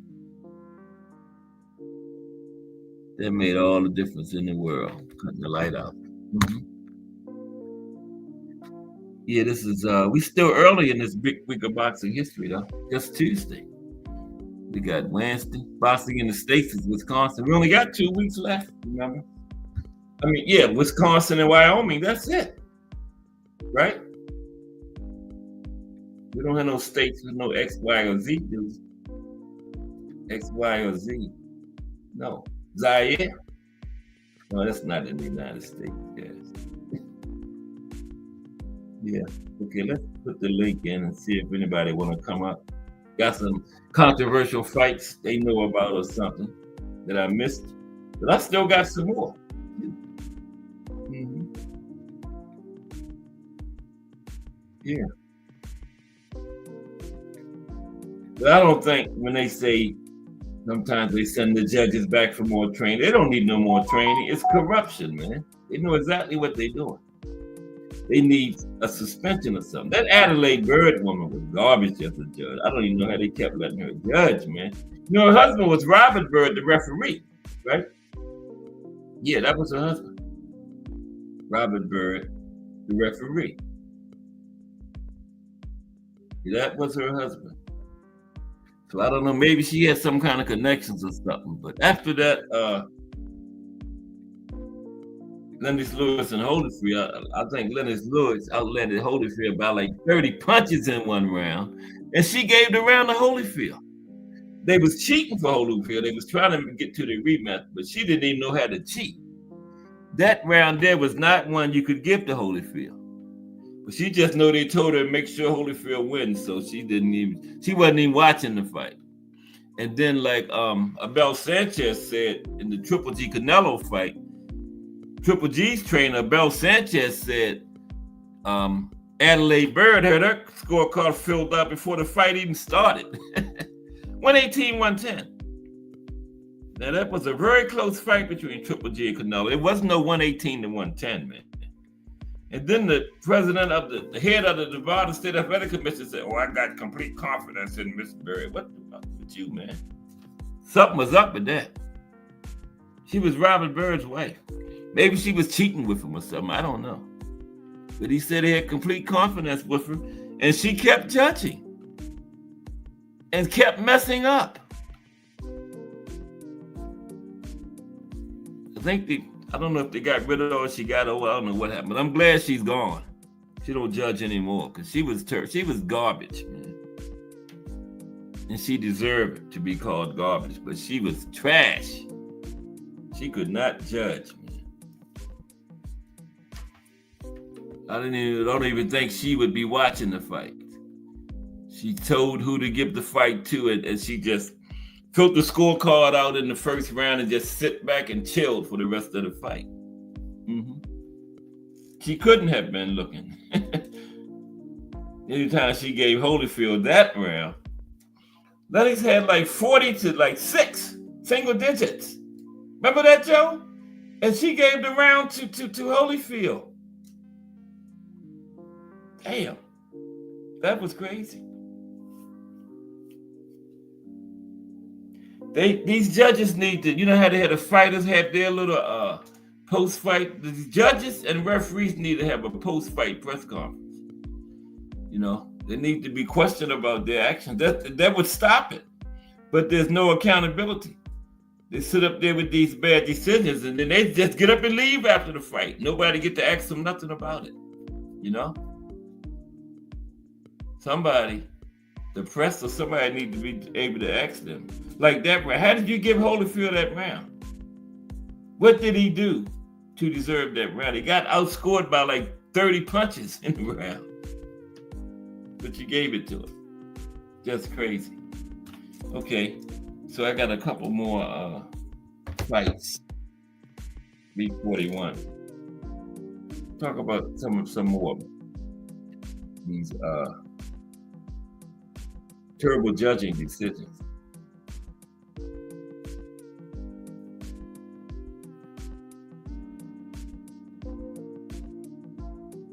Okay. Anybody think Kambosos was going to beat Hitchens this weekend? Hitchens ain't knocking nobody out. I got him by decision. Hitchens ain't knocking nothing out. Somebody tried to say that what's the guy name that got jumped by got beat up or whatever happened between Keyshawn and what's his name? Albright. I tried to say his face, he had the lumps on his face before the fight.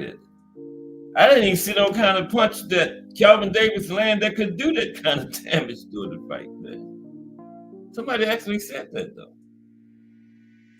So he had those wounds on his face before the fight ended. Nah. That's just straight fanboy.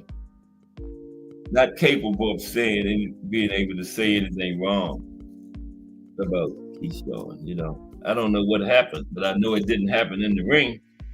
I do know that much, you know. So,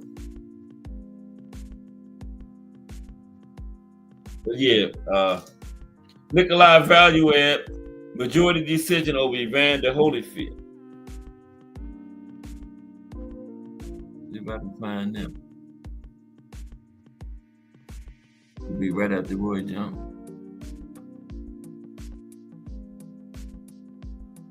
Big 7-foot guy. Yeah, there they are. Look at this guy, man. He should have been in the WWF. Look at him.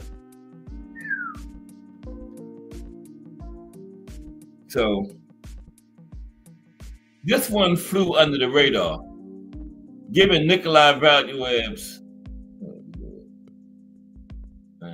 I done hit something and came off the display. Yeah, given that Nikolai Valuev's freak show qualities and limited recognition, this guy was like 7'6". Then consider his opponent, the ancient former champion Evander Holyfield, who was still soldiering on despite being years from his prime. Nobody seemed to care. But just a few days before Christmas in 2008, Valuev received a gift from the judges in Switzerland, who gave him a majority decision over the show of a once great champion. Holyfield did enough to win, but the crime is that Valuev did virtually nothing, okay? Virtually nothing. but still managed to win rounds on the scorecards. The Russian giant seemingly do nothing at all and allowed Holyfield to dance and land in spurts in some rounds. The major media outlets scored the fight for Holyfield, including Sports Illustrated, who favored Holyfield 118 to 110. He gave him 10 of the 12 rounds. Regardless of anybody's feelings for the man, the path his career had taken, he still won that fight. Okay?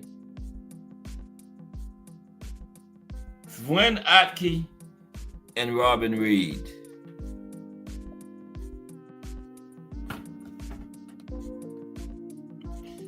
It's dangerous to travel to Germany to fight against a hometown fighter, and Britain's Robin Reed learned that the hard way in 2003.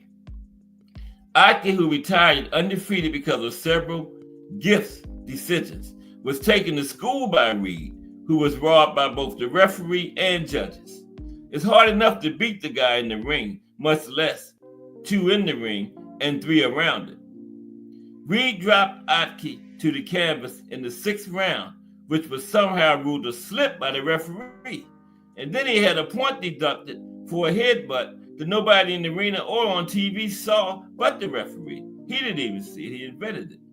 Despite these shenanigans, Reed still should have emerged as a clear winner. But hometown judges once again gave Otke a decision that insulted people who understood the sport.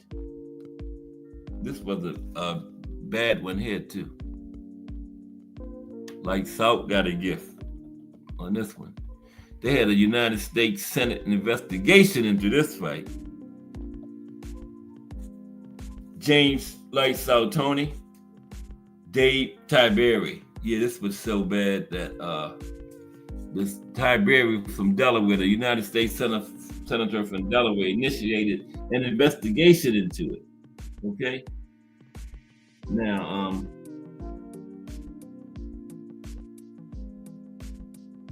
yeah, they were, Joe. Now, yeah. 2 of the judges, the fight was in Atlantic City. 2 of the judges they had there wasn't even licensed to judge in Atlantic City. Okay, let's talk about it. James Lights Out Tony's 5th defense of the IBF middleweight title was supposed to be a routine affair against the unheralded Dave Tiberi. It turned out to be anything but. Tony, as was a frequent problem in his career, struggled to make weight and looked slow and lethargic in the ring during this fight.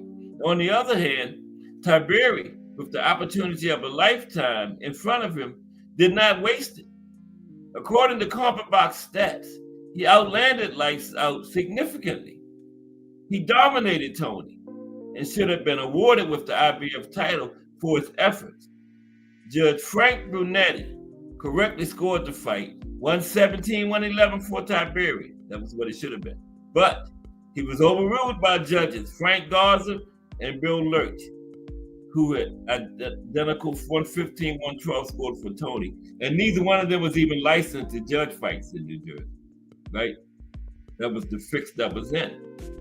They were the 2 they could find willing to throw the fight. So they threw them in there anyway. Now, later investigation revealed that the 2 judges who scored the fight for Tony weren't even licensed to judge fights in New Jersey where the fight took place in. But that didn't help Tiberi, who retired in disgust after the fight. Yep, retired in disgust, man. That was terrible. Remember that one, Joe? Yeah, they did Tiberi bad. Okay, what else we got here? We winding down there. Let's see here. Oh yeah, this was a good one here too. Paul Williams and Erislandy Lara. This was a big robbery too. There you are, Paul Williams and Lara. That's Williams on the left, Lara on the right. Paul Williams versus Erislandy Lara. Okay, it's gonna be the last one. Now there was a time when Paul the Punisher Williams was one of the most feared fighters in boxing, with physical advantages, a tall frame, and good power. He wasn't someone that a lot of guys were willing to face, including Floyd. When Williams and Floyd was on a collision course, remember Floyd beat Oscar and Ricky Hatton, and Williams took the title from, I think it was Margarito. Him and Floyd was on a collision course. Guess what Floyd did in the prime of his career? Floyd retired. Yeah, Floyd retired, but he came back, but he was getting away from Paul Williams. Floyd retired, because that would have been a problem. You know, Williams was like 6'1", had that long reach. Man, that would have been a nightmare matchup for Floyd if Floyd retired. Floyd got out of Dodge instead of taking that fight. Yeah, Williams was definitely, he was the definition, the poster child of a high-risk, low-reward opponent. His opponent on July 9th, 2011 was slick Cuban boxer Erislandy Lara, who was relatively unknown at that time. And then Lara became something of a cult boxing icon. This fight against Williams was what started to propel him to that status. And Lara dominated the fight, winning no less than 9 rounds convincingly, only to see the win snatched from his hands by 3 inept judges.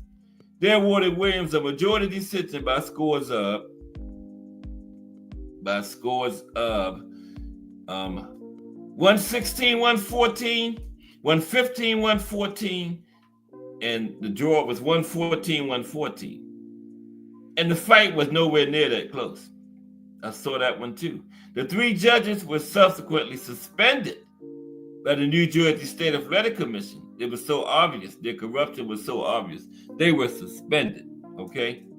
And while the commission didn't find any evidence of wrongdoing, it ordered the suspended officials to undergo further training. That's a joke. What you need further training for?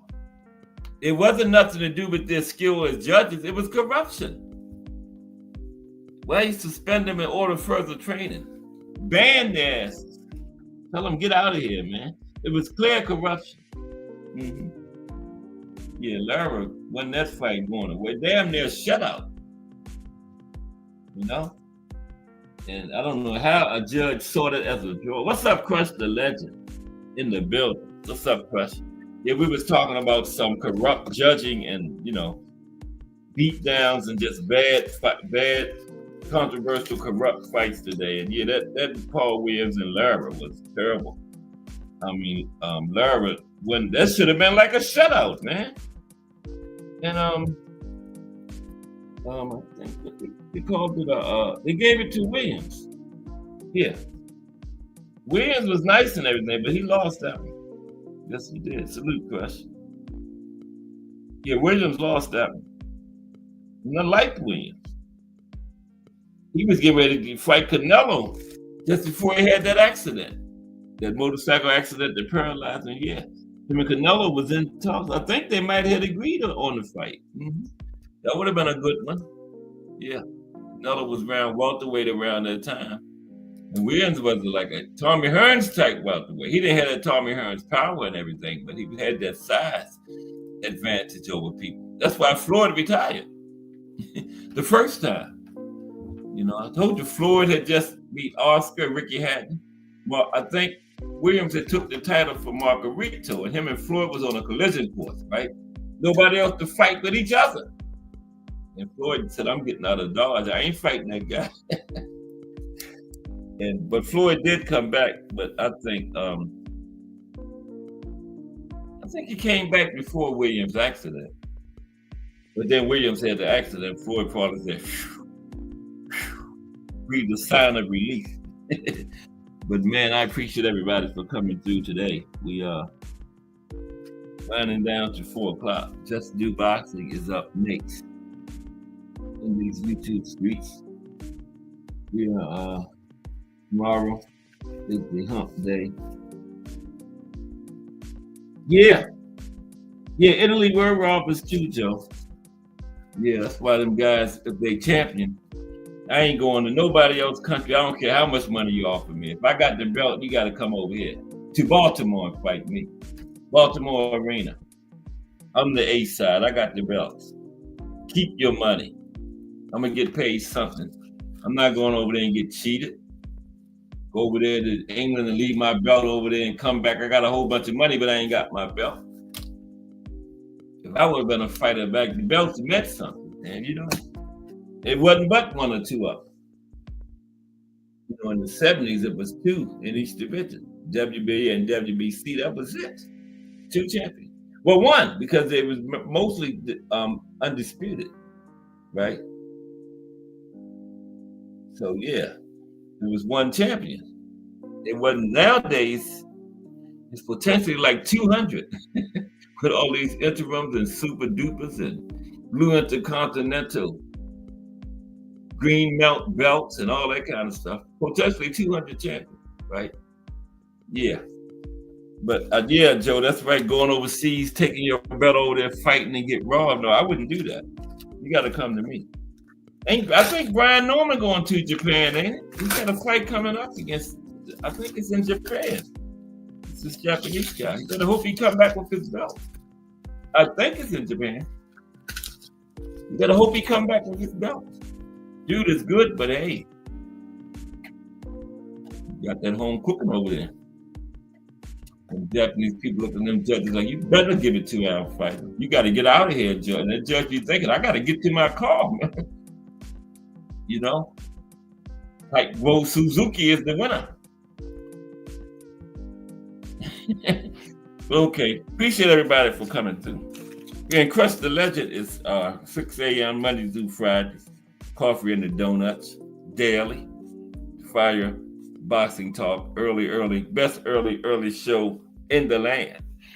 Okay, but Crush the Legend, Joe from the Sports Talk Network too. Crush the Legend, Joe, Bruce Gas, BBO Sports TV, Mike Mazik, Mike Rim, Thomas Hill.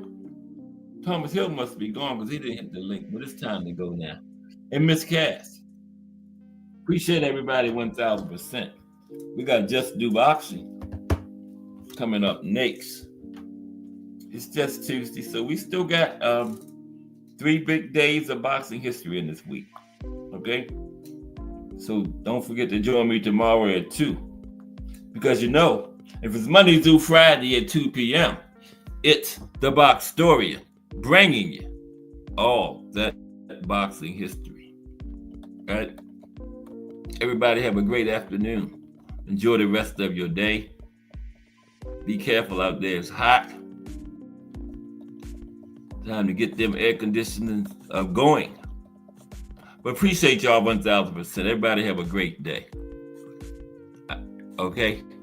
I'm out of here. I found that picture. I thought that was a nice picture right there. Former 4 Kings, Roberto Duran, from left to right. Y'all know Roberto Duran, Sugar Ray Leonard, Thomas Hearns. All great friends now. Yep. You had battles like that with each other. You can't help but gain a certain respect for a guy. Yeah, all dear friends now. Hagler, not with us no more, but he became friends with him too. I don't know about Sugar Ray, but I seen him and Hearns together. Because Sugar Ray wouldn't give him a rematch, but they respected each other. But I seen him and Hearns. He was in Detroit one time. I seen a picture of him, Hearns, and Emmanuel Stewart together. And they were smiling and carrying on like they was good friends, but yeah. I know those 3 years are great. Those 3 there are great friends right now. But everybody have a great day. I am out of here.